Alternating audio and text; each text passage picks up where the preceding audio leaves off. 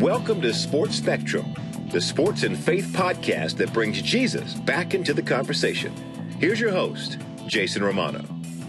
This episode of the Sports Spectrum podcast with Leslee Holliday, wife to MLB player from the Rockies, Matt Holliday, is sponsored by Compassion International. Go to compassion.com/sports spectrum. For $38, you can make a difference. $38 a month in a child's life. I mean, we're talking about food, education, medical care, vocational training, all done in the name of Jesus. $38 a month, and you make a difference releasing a child from poverty. Compassion does it right. They're the most trusted child development ministry in the world, and we're proud to be partnering with them. I sponsor a child, my wife, my daughter, myself. We sponsor a 13-year-old boy from Haiti, and it is the best $38 that we spend every single month. Go to compassion.com/sports spectrum and sponsor a child today. Today's guest on the podcast is Leslee Holliday. Leslee is the wife to MLB player, Colorado Rockies veteran Matt Holliday. And this is a fun podcast because we talked to Leslee just about what it's like to be a baseball wife. Leslee and Matt were married December 30th of 2000.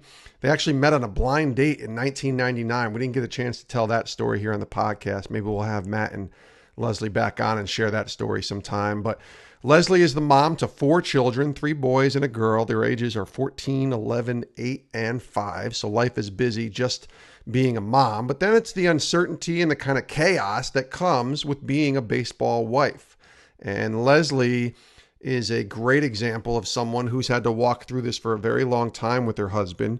Matt's been playing professional baseball for almost 20 years, and he made his major league debut in 2003, 15 years ago, with those same Colorado Rockies. And of course, their journey with the Hollidays has taken them from Colorado to Oakland to St. Louis, last year to the Yankees, and then this year, surprisingly, as Leslee will tell you, back with the Colorado Rockies.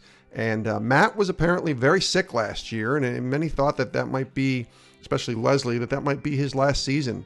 But God had different plans, and here he is playing in the major leagues again and finishing out the season 2018 with the Colorado Rockies. And just this was a fun conversation, getting to know Leslee and just kind of taking a peek behind the curtain on what it's like to be the wife of a Major League Baseball player. So let's get right to it here on the podcast. This is Leslee Holliday, our conversation with her here on Sports Spectrum. Take a listen.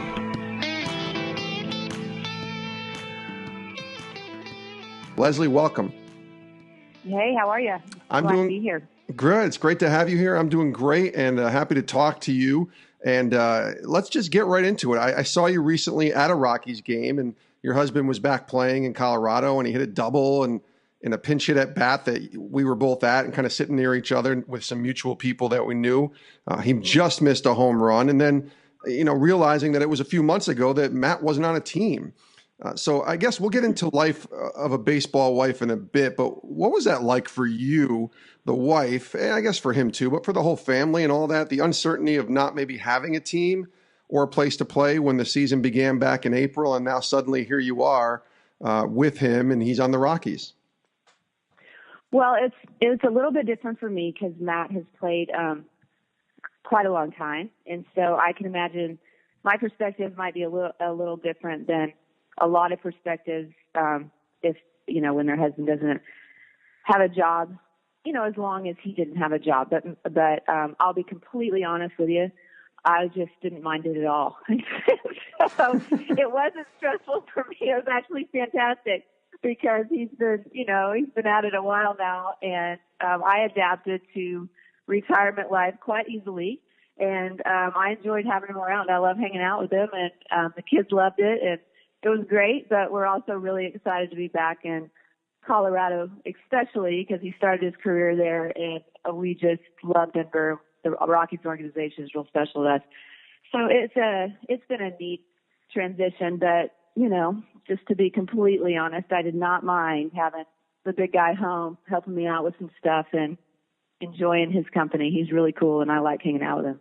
That's awesome. I was talking to an athlete recently on the podcast who had just retired, and I asked him about being home because he hadn't been home in years. He had been playing, games and sports, and I think it was a football player, and been playing and training for years. And suddenly he finds himself home, and that was an adjustment. Was that an adjustment for you and the family to have Matt home? I know you liked having him home, and that's awesome. But was it an adjustment, especially when baseball season came around?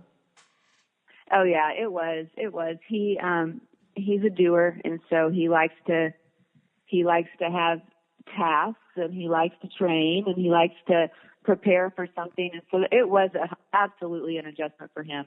I did feel bad for him because he was looking for things to do all day long, and it was definitely a lot different for him than it was for me. Because for a wife, our life is doesn't change a whole lot whether the guys are playing or they're not playing, or whether they're on a road trip or they're at home, or whether it's off season or whether it's the season. I mean, there is definitely some traveling logistics that are different, but the day in and day out, as far as my role goes, doesn't change a whole lot. Like, I take care of my kids, and I have things that I enjoy doing. And Matt, it was absolutely different for him. The schedule was a lot more demanding when you're playing versus when you're at home, kind of making your own rules, so to speak. And so there was a transition point for sure. But our oldest is 14, and we have an 11-year-old, an 8-year-old, and a 5-year-old. So my 14-year-old and 11-year-old really were excited about having him around because he helps with the sports and those things. And it's kind of cool to have a dad that played in the major leagues for so long to come and volunteer, be your volunteer baseball coach. So the kids were digging it. We liked it, but Matt did absolutely struggle with the transition into someone making a schedule versus him kind of filling his days on his own. So at what point were you approached, and maybe it was you that did the approaching, about returning and thinking about coming back and playing, in the Rockies connection, and now here he is playing? At what point was that becoming something that maybe became a reality to you guys? Well, to be honest with you, what actually happened is Matt got real sick in June of last year. So he played for the New York Yankees last year. Yeah. And he came home with a virus after this road trip, and his health just really declined from that point. So I believe it was like June 16th or something. It was right around Father's Day. And he came home from California, and his health just really declined. And he just, short version of an incredibly exhausting story is that he just didn't get better. And he finished the season because he's awesome, and he made a commitment to the Yankees to be there, and he did. He fulfilled that commitment, and that's kind of a story for another day. But Matt's the coolest. I mean, he said he was going to do something, so he did it. But he was very, very sick. I mean, he had double vision. His hands were numb. His legs were numb. I mean, it was the craziest thing, and he just couldn't recover once he got, the virus is called Epstein-Barr. Once he got the virus, he just couldn't recover. And in the off season, we kind of went a different direction with our healthcare. We sort of felt like the doctor that was overseeing the situation dropped the ball a bit, and maybe we needed another opinion. And sure enough, we got another opinion, and it turned out Matt was really sick. And so he had a couple parasites. He had low blood pressure. He had high cholesterol. He had mercury poisoning. And so the reason he wasn't getting better is because he had mercury poisoning as well as this virus called Epstein-Barr. And so he was just incredibly sick. So honestly, the reason he didn't start playing last year is because he physically couldn't do it, and we had to get him better. And so the off season was focused on getting Matt better. The beginning of the season was focused on getting Matt better. And how God would have it, about the time Matt's labs became clear that he had recovered from all of this stuff the Rockies called at the end of July. And we just felt like the Lord had opened a door for us that we hesitantly walked through, because we had gone through an awful lot over the last, 14 months or so. And, when you make a decision, sometimes circumstances line up and you're like, hey, is this the Lord saying walk through this? Or are we, it's just really confusing, but we did it, and we decided to go as a family. And so we went to the minor leagues as a family, and then Matt made the big leagues, or however the right wording is. I don't know. Once you've been in the big leagues for 14 years, is it making the big leagues again? Or he was activated, called up? I don't know. I don't know, because when he was just so sick, and so I do believe for the Holliday family, it was making the big leagues again, because we never dreamed that he would be able to function at this high of a level athletically, considering where he was last year at this time. And so it's a real blessing for us. We're thrilled to be here. It was really cool that it was the Rockies, because it's just special, I mean, a lot of our oldest friends are still employed by the Rockies, and it's just been a big reunion time for us. And I think Denver's one of the coolest cities ever. And so it's been great. But so that's why, that's why Matt didn't play at the beginning of the year. And that's why it's been, it took so long for him to get a job, because he, quite frankly, was just unable to function at any level. And so for him to be back in the major leagues is really quite, it's just a miracle, really. And so it's hard for me to believe every single time I see him. So every hit he gets, and it's exciting. And I've seen lots of them over the last 18 years. And so, but these are just a little bit more exciting. So, and it's really, we're just really so blessed right now to be able to just participate in something that he's always really liked a lot. We're talking to Leslee Holliday here on the Sports Spectrum podcast. You and Matt have been married since 2000, and Matt made his MLB debut in 2003, so 15 years ago. So you've lived this life, this baseball life, every step of the way for a long time. Describe what it is like to be a baseball wife. I mean, you kind of described that a lot hasn't changed for you, because you still have 4 kids to take care of, and you're still home and taking care of sort of the business or whatever it is, and just being a mom and a wife. But the baseball wife life is kind of a crazy one, especially early on when you're just getting started and there's so much uncertainty. Can you kind of take us through what that's like being a baseball wife, and certainly maybe how it evolved over the years? Oh, absolutely. It's absolutely evolved over the years. Matt and I got married. I was a senior in college, and so we were really young when we got married. I think I had a little bit of an advantage, because my father-in-law is a college baseball coach, and my brother-in-law currently is a college baseball coach. And so I kind of walked into, this is what the family does for a living. We're all baseball people. So I'm an observer. I mean, I just love to watch things. And so I got to see my mother-in-law handle kind of the baseball life, right? She would listen to Matt's stuff on the radio or internet or whatever. She would listen to his games. She would listen to my father-in-law's games. She would listen to my brother-in-law's games. She was just into it big time. And so I just kind of watched her for a couple of years when Matt and I were dating and when we were engaged, and kind of got a feel for, wow, this is really time consuming. So anyway, right. I'm a pretty laid back person. So for me, when I first jumped into it, I thought I was supposed to be that involved in Matt's job, and I was, like, early in his career. I went to the minor leagues. I went to all the games. Every at bat, I felt like it was supposed to be important to me.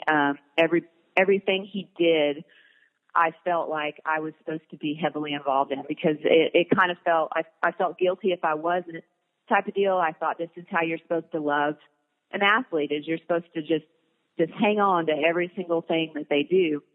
And as I grew in my relationship with Matt, and I grew in my relationship with the Lord, I began to, for me, that just didn't how I worked well. I just didn't. And as as the years passed, I can really enjoy his job. I'm not wound very tight when it comes to his success or his failure, or the things he does well or the things that he doesn't do so well. I just honestly along for the ride, and enjoy the girls in the stands, and enjoy the relationships that we've been able to make over the years. And there's been a ton of them. And that's the thing I love most about being a baseball wife, is just the different cultures that we're exposed to, and the different people from all over the country that we're exposed to, and all the different walks of life that are compiled on a 25-man roster, and the different people that we get to meet. And yeah, early in this journey through the minor leagues and early in the big leagues, like I said, I was very involved in the production of the sport. Like, is Matt doing well? Is he not doing well? Am I supposed to be upset if he's not doing well? Am I supposed to be happy if he's doing well? And I just felt like, this is an exhausting way to live. And there's 162 games in 180 days. And my joy cannot be contingent on a baseball game. And I don't want to live like that. And I just stopped living like that. And now I love his job. So anyway, but I think that it takes time to get to that place because it's, I don't know, there is a lot about our husband's happiness that does correspond with how they play on the field. So it's just a journey that everyone's sort of on their own, and their marriages are going to, every husband's different. Like, Matt preferred that I didn't get that involved. And so that was easy for me to kind of take a step back and just let him do his thing and hang out. And in the sports world too, Leslee, and I know this just being around it myself for many years, it can come at you hard. And I wonder kind of how your faith played a role in the tests that came your way as a couple, because, you hear a lot of stories about things that are going on in the baseball world, even in the sports world, basketball, football, whatever it is. And marriage is a hard thing to keep going, I guess, together as an athlete and an athlete's wife. So tell me about how your faith played a role in keeping and handling those tests and keeping you guys kind of on the same page. First of all, the Lord's been very gracious to both Matt and I. When Matt and I met, I grew up in a church, and I knew a ton about, like, how you were supposed to behave, right? And so I knew, like, look, this is how you're supposed to speak. This is what the Bible says. This is what, and when you're raised in a church, you kind of have this education that doesn't get you whole very far unless Jesus is attached to that education, right? So I really met Jesus when I was in my freshman year in college. And so, and my relationship with Jesus really began to grow my freshman year in college. Well, Matt wasn't raised in a church too much, and so he didn't, but his relationship with Jesus really began to grow about the same time mine did. And we met about that time. And so it was really cool. So Matt and I have grown together in our relationship with the Lord, really since we met. And so that is also very helpful. I think that I really just don't know what I would do if I wasn't married to someone that wasn't pursuing Christ like I was pursuing Christ. And so, our marriage is, this is such a tough question because I know lots of gals and I know lots of marriages, and I know lots of people that are, it's some of these guys are difficult to be married to. Likewise, some of these ladies are difficult to be married to because Christ truly is not the center of their relationship. And so for me, like, Matt would go on a road trip, and I remember being a younger gal, and I remember, like, a lot of the wives would get nervous when their husbands would go on the road, just uncomfortable. They wanted them to call and check in, and they wanted them to, they just always wanted to have, like, a finger on where their guys were. It made them uncomfortable for them to be apart. And I just never, Matt has done such an amazing job of loving me well that I never worried about that kind of stuff. I always slept really good when he was on the road because I just trust him, because I trust how much he loves the Lord. And so for me, my marriage has been, it's just, I could go on and on about marriage. I love being married to my husband. And a lot of the reason I do is because he's fantastic, and he treats me the way that, he just treats me wonderful. And I would like to think that he would say the same, thing, because I also, when we're not together, I want to honor him with what I'm wearing, with what I'm saying, with what I'm doing, with who I hang out with when we're not together, because I love him so stinking much. And so I think that's the thing in marriages with athletes. Logistically, it is challenging, no doubt about it. You don't spend too much time together, and during a big bulk of your year. And so I think you have to get together with your spouse, and you have to kind of create some things that work for you and what doesn't work for you. Like Matt, look, he goes out, he has a good time with his friends, but he also goes to his room and calls me and watches probably The Office or something and goes to bed. Like, he just, has a lot of respect for me and my kids and the family that we've created.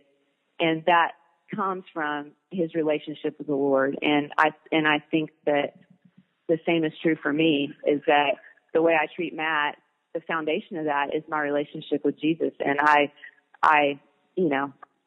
just love him so much, and he feels the same way about me. We've got a good team. We've got a good thing going. That's awesome. So I'm grateful for that. That's really great. We're talking to Leslee Holliday here on the Sports Spectrum podcast. We hear the term WAG a lot. I know I've heard it a lot. WAG standing for wives and girlfriends of professional athletes. And I got to imagine there's a real tight-knit bond with many of those wives and girlfriends of athletes. You talked about kind of forming those relationships in the different cultures, but tell me about, for yourself now, wife of a veteran player, so you've been around the game a lot, and kind of the role that you can play now, and maybe the role that maybe an older wife, when Matt first came up, was able to play in your life. Just that role of building a community within the wives/girlfriends of these professional athletes. Yeah, that's one of my favorite things. I think that's the thing I'm going to miss most when Matt finished playing, is just exactly what you described. I love, whenever I was a younger girl in this business, he debuted in Colorado, so he was with the Colorado Rockies. And there was a wife in Christy Helton. It's Todd Helton's wife. They've been there forever, and she's from Tennessee. And I was super nervous because back then it was a little bit different than it is now. There's like one rookie that's called up, every now and then. Like, it was more of an older player presence on the teams and in the clubhouses. So it's a little different now. There's like, you're a minority when you're the older wife. And so, yeah. But back then there's just a lot of older players. And so Christy just took care of me. I mean, she just kind of took me, under her wing and just said, hey, it's okay to wear jeans to the game. I'm from Tennessee and I love to wear jeans to the game, because you just, like, little things like that, you just didn't know. Like, were you supposed to dress up? Were you supposed to do this? Were you supposed to do that? Like, what does a life look like? Like, well, how am I supposed to act? Like, because there's all these horror stories about, okay, this lifestyle will just eat you up. And, and Christy just, oh man, she just took care of me. And, she just made me feel really comfortable. And I think that that's the key, is like, you want the gals that have come into your life, that I believe, because I'm a Christian, that God's placed in my little sphere of influence. You want them to be comfortable so they can grow into the women that the Lord has for them. Like, you don't want anyone to feel like, I have to be someone that I'm not. Because in any culture, whether it's baseball or church or whatever culture that you want to talk about, that never changes. Like, you want the people that you're influencing to be comfortable in their own skin, and you want them to become who God intended for them to become. And you can't do that when you're trying to be someone that you're not. And Christy did such a great job of just making me feel comfortable and encouraging me in, whatever it is that I wanted to do. And I am so grateful for her for that. And there's been other women along the way, but she sticks out for sure. And she's she was a mom before I was a mom. And so watching her kind of just pick up her kids, say that her little kids, her name's Tierney Faith, and just take Tierney Faith on the road. And she traveled with Todd quite a bit when Tierney was a little girl. And, I love that. And I emulated that. I mean, my kids and I, we've traveled all over this country with Matt, and I was never afraid to do that because I saw it done really well. And I'm just real grateful for the influence that she's had in my life. And I would like to think that, I do the same thing. And I love being a mentor, so to speak. And not, I mean, it's not like I seek out to do that. But if I'm sitting in the stands and there's a girl that's younger than me and she has questions about things, I'm going to answer the questions. And my goal is to make these ladies feel comfortable. And I want to talk to them about whatever they want to talk about, and go to lunch with them if they want to go to lunch. And I think just being available and being honest with them about the things that have been hard, things that have been fun, and just mainly my overarching message would just be to enjoy this season, because it goes by a lot faster than you think. And, and really invest in the lives of the people that God's placed in front of you, and and take your kids places and just enjoy this time, because it does go by really fast. I mean, it's hard for me to believe that Matt's been doing this for 20 years. I mean, it's real hard for me to really understand that because it's just gone by fast and it's been fun. Yeah. Leslee, tell me, I always ask this to the athletes themselves, but I'm curious from a wife's perspective, what is your favorite moment, I guess, of his baseball career that you were a part of or maybe just watched on TV or whatever it is? What's been your favorite moment, I guess, of these past 20 years watching him play baseball? Well, I have a couple. Jackson, my 14-year-old, just asked me that like 3 days ago, so I'm super prepared for this question. Perfect. Anyway, my favorite moment was in 2007. And that's long but it was so fun. So we were with the Colorado Rockies, and it's the year that we went to the World Series. And so that particular team was fabulous because it was all the guys that we grew up with. And so, you get drafted by the organization, you kind of grow together as people, and then you're in the big leagues together, and then you go and achieve something really, really awesome. And it was just a lot of fun. And we went to the World Series. We ended up losing to Boston. And that was sad, but it was just really cool to get there and just that journey. And also Matt played really awesome. And so I was telling him the other day, I was like, come on, bud, like that 340 season with all those RBIs, like as a wife, if you could do that every year, that would make my life a lot easier because, it's like you got to hit every day. And so anyway, that was fantastic. And so that year in particular was really fun for our family just because we got to achieve something with a group of people that we loved so much. And so that was absolutely a ball. And then in St. Louis, I loved our time in St. Louis. And I think that there were lots of memorable things in St. Louis. One was really cool is when they decided not to have Matt back in 2015. We knew because Matt asked, and they said, "Yeah, no, we're not. Thanks for all you've done. You're out of here." And so anyway, but he got to go and he broke his hand. He got hit by a pitch in Chicago and broke his hand. He had to have a screw put in his hand and all this stuff. And so anyway, it was really neat because his last at bat, like Mike Massini, who is just awesome. But anyway, that's neither here nor there. But he let Matt come up and hit for like a curtain call type of like experience, whatever that means. I don't know. So anyway, had him come up to hit, and he hit a home run. And it was really, really cool because I knew that he couldn't really open a can, let alone hit a home run. Was really, really neat for me to see. Just see him do that was really cool because I saw behind the scenes to where he couldn't really. I was surprised he could hold a bat to hit a home run. So I thought that was neat. And like I said, this whole year has been pretty amazing and a testimony to Matt's character and what God has done through Matt's life, and for him to be able to be out there and to compete and play. It just, every time he gets an opportunity to be in a game, for me, it's really special because, like I said, we've been through an awful lot over the last year plus, and I'm just so proud of him. I mean, he's able to get out there and do what he loves. It's really, really cool.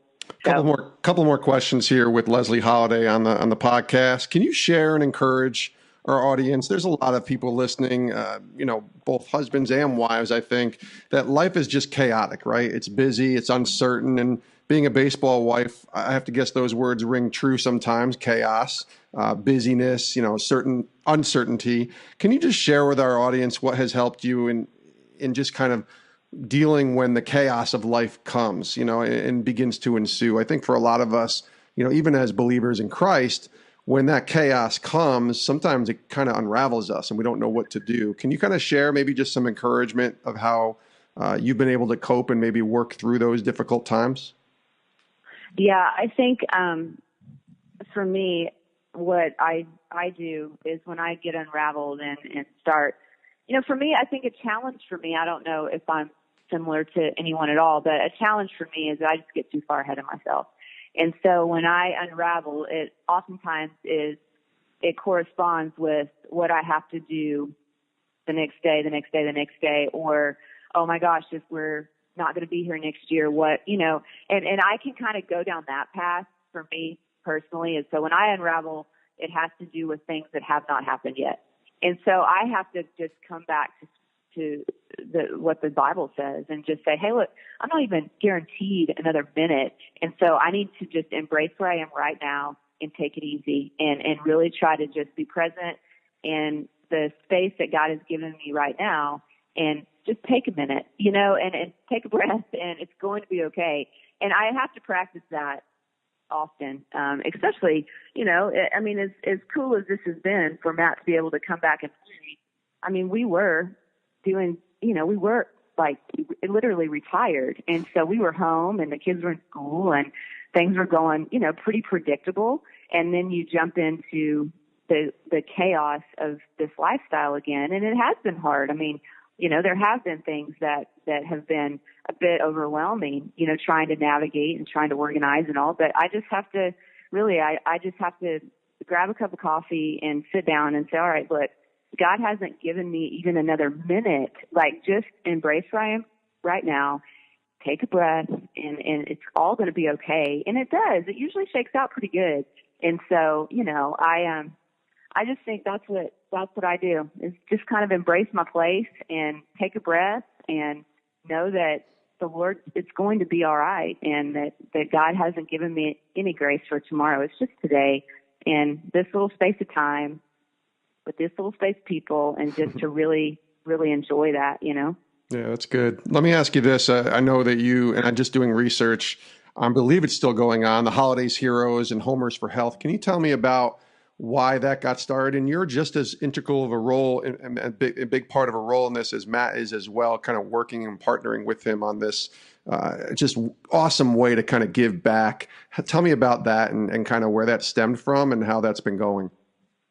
Oh yeah, that's one of my favorite things we've ever done. And so, anyway, what we did was, when Matt signed with the Cardinals, he signed a 7-year deal. And as a Christian and as somebody that signed a 7-year deal with an organization, you feel this burden to, okay, how can I invest in the community because they've invested in me? Like, how can I show my appreciation for the trust that they've given the Holliday family with this contract and this length of time, and all of it. There just felt like we needed to do something. And I've always had a passion for children and parents that are caught up in unexpected events, like especially with health. All of my children have spent time in the emergency room or in intensive care, or they've spent lengthy times in hospitals. And so I've always had a passion for that. And we've been able to afford their care, but there's lots of parents that haven't. They have to make very difficult decisions based on finances, and that just crushes me to think that if a child needs some sort of treatment, they cannot provide it for their children because of the job that they have. And so I'm